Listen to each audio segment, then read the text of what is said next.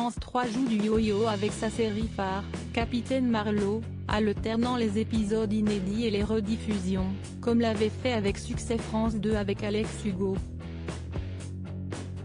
Place à du 9 ce mardi 27 octobre avec L'Arbre aux esclaves et les premières participations de Virginie Ledoyen et Florence Darel. L'héroïne est au repos forcé, fort des 15 années de RTT qu'elle doit récupérer. Marlowe décide de rendre visite à son ami Loïc pour une semaine paradisiaque en Guadeloupe avec deux préoccupations, la mer et le hamac.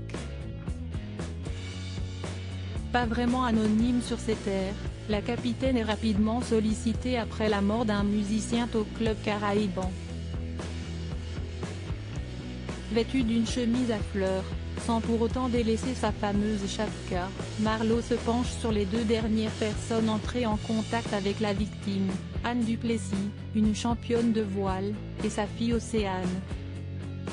Corinne Massiero est belle, étonnante et singulière pour Téléstar. Virginie Ledoyen n'a pas tari d'éloges sur Corinne Massiero et José Dayan, le duo infernal derrière le succès inouï de la série.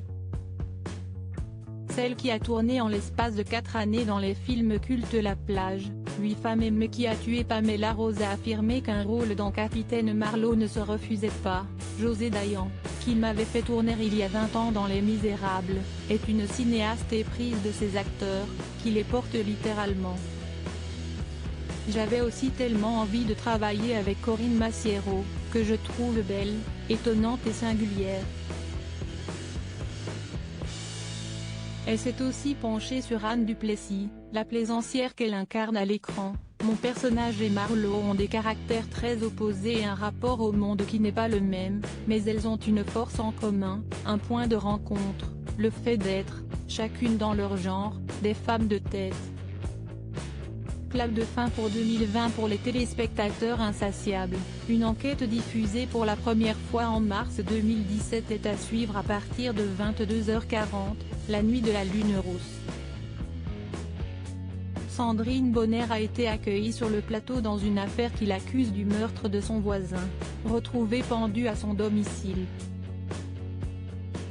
Le 3 novembre prochain, Capitaine Marlowe sera en rediffusion avant de s'éclipser de l'antenne pour de bon en 2020 puisque la fiction Le Voyageur sera mise à l'honneur le 10 novembre.